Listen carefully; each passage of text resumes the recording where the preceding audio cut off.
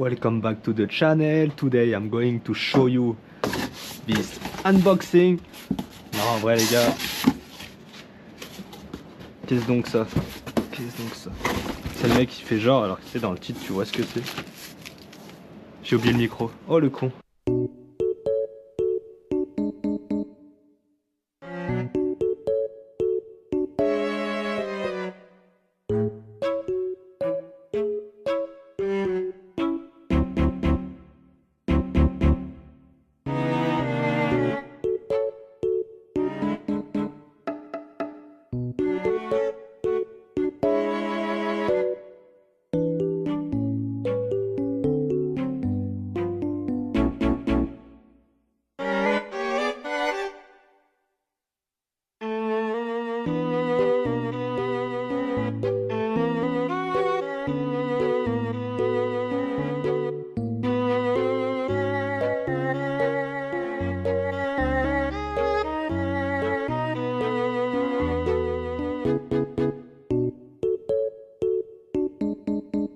Wow.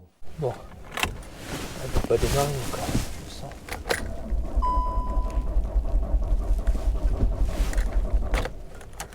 Ok, ça va être long cette histoire.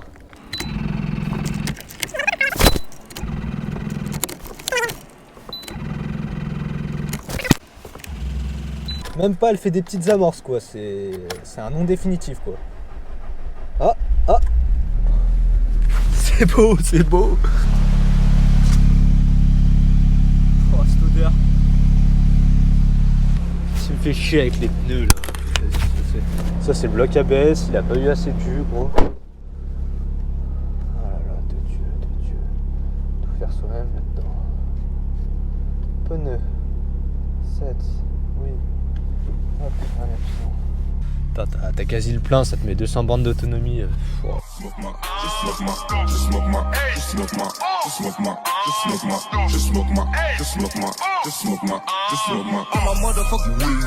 Pull up all your ball, fuck a pussy nigga, bitch nigga. I'm a motherfucker real nigga. Smoke it up and nigga, cookie nigga. Pull up all your blood nigga. Cocaine on trip nigga. Fuck a bitch in your blood nigga. I'm a motherfucker real nigga. Pull up all your black nigga. I'm a motherfucker. Bon, c'est installé, ça portait pas bien dessus là ici, donc j'ai décidé d'enlever cette pièce. C'était le renfort d'origine entre guillemets. Voilà. Je te montre un peu le résultat final. Bon, c'est pas évident parce que comme j'ai pas de pont, je peux pas bien lever la voiture pour vous montrer. Elle va là, ici comme ça. Donc de ce côté là et de ce côté. Tu vois. Le souci c'est que là, vu que c'est une vis horizontale, il faut serrer une fois que la voiture sera posée. Bon, j'ai relevé la caisse pour remettre la plaque dessous, regardez ça. D'ailleurs la plaque, je sais pas si elle va passer. On verra bien.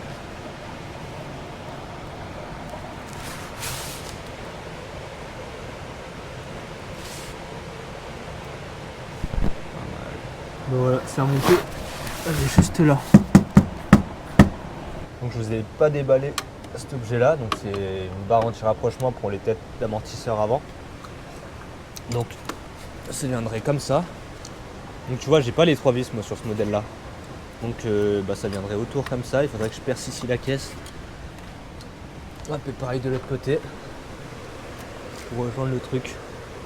Donc ça va être un peu chiant, un peu long. Je vous montre l'avancement. Donc on m'a prêté du coup un fourré étagé parce que 90 balles le fourré, je te montre pas, il peut se carrer là où je pense. J'ai percé ici, là petit coup d'aspirateur. Il faut que je passe un coup de chiffon histoire de faire ça propre.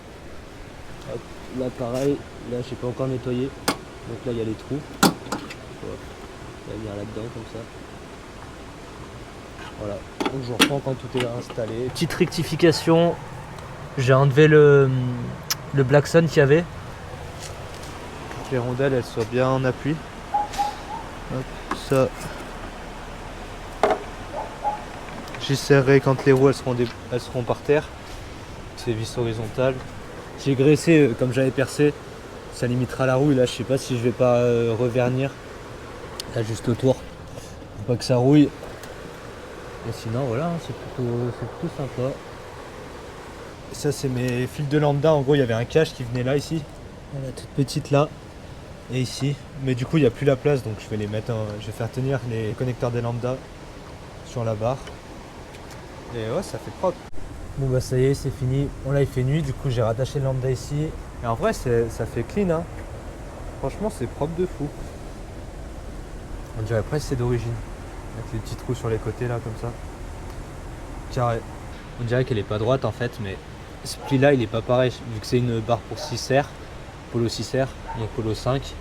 Je pense qu'il doit y avoir quelque chose ici, donc ils ont fait ce pli là. C'est pour ça que ça paraît pas droit, mais c'est normal. Oh, il a plu là. Je sais pas si vous allez bien entendre avec le bruit de l'eau, mais en gros il y en a qui vendent beaucoup de kits qui vient ici en fait, là, et des fois même là et là. Chose qui ne sert absolument à rien. Pour que la barre anti-rapprochement soit efficace, il faut qu'elle soit au niveau des têtes d'amortisseur.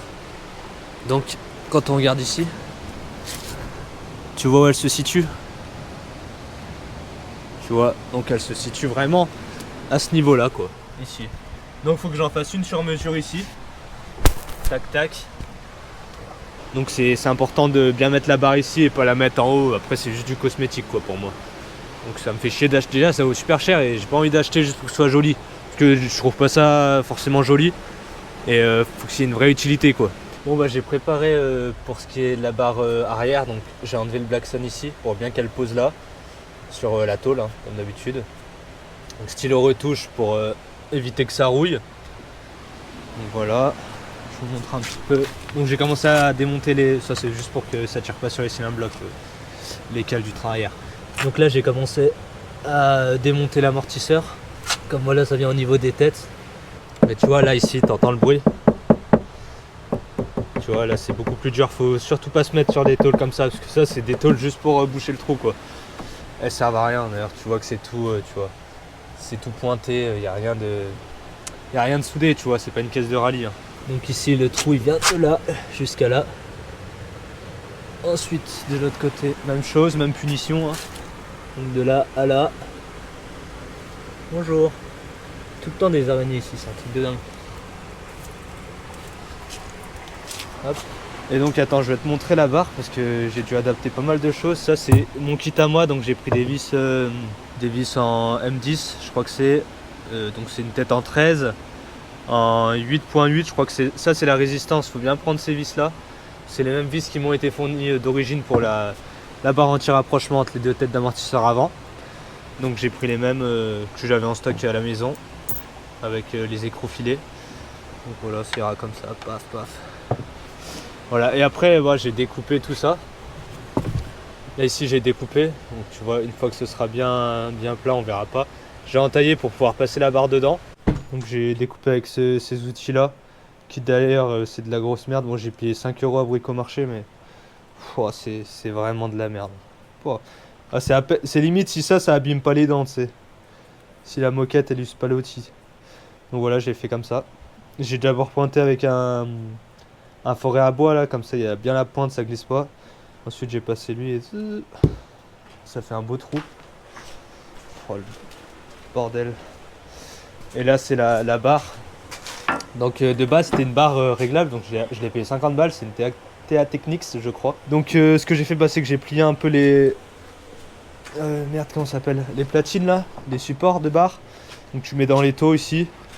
Et puis tu plies avec le levier que tu as au niveau de la barre. Et en fait c'était une barre réglable ici. Donc tu pouvais régler la longueur. Donc j'ai pris une barre de Golf 4. Parce qu'en fait pour l'Ibiza il n'y a rien qui se fait. C'est simple, il n'y a rien. Donc j'ai pris une barre de Golf 4 réglable. Je me suis dit au pire, tu vois c'est pas non plus, même si c'est réglable, tu as au moins ça de filetage. Donc je me suis dit vas-y, tu vois je mets au minimum ça passe. Sauf que c'est pas passé. Donc même au minimum elle était trop longue. Donc ce que j'ai fait c'est que du coup j'ai repointé, c'est dégueulasse. Enfin, je vais y souder avec un vrai poste ce week-end. Comme ça c'est bien propre. Je vous montre. Putain c'est en train de me congeler la main. Donc ça viendrait comme ça. Attends.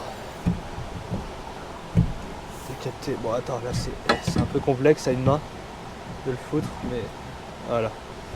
Voilà comme ça. Donc tu vois, ça repose bien. Puis derrière tu auras ça qui ira dedans pour bien camoufler. Donc là ça va être plutôt sympa. Et là c'est utile, c'est pas comme les barres qui foutent là, genre à 20 cm des têtes ou... Alors là ici c'est le summum, hein. Là ça sert strictement à rien ici, hein.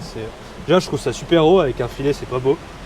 Et je sais pas s'ils vendent des filets AliExpress, je mets un filet là, je raccorde je sais pas trop où là-dedans, dans les trous là. Ou...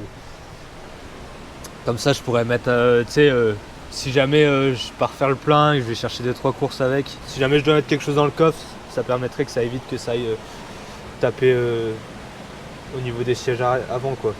Donc oui, je disais bien au niveau des têtes, c'est là en fait où il y aura des déformations au niveau de la caisse, parce que c'est là où il y a les points de fixation, ce qui raccorde les roues quoi en gros. Donc faut vraiment bien mettre les têtes ici, sinon ça sert à rien, c'est juste joli. Donc voilà. Et pareil, tu sais, j'ai mis les barres de renfort sous le berceau l'autre fois. Et bah je vais pas en mettre sous la caisse, parce que si je mets un arceau, au final tu auras 4 points de rigidification au niveau de la caisse, donc ça sert à rien que j'en mette dessous. Ça engage. Bon, c'est finito. C'était une galère. Donc il y avait deux possibilités, soit je perçais plus gros pour passer une douille, mais j'avais peur que ça nuise à la rigidité, tu vois, de la sorte de platine ici.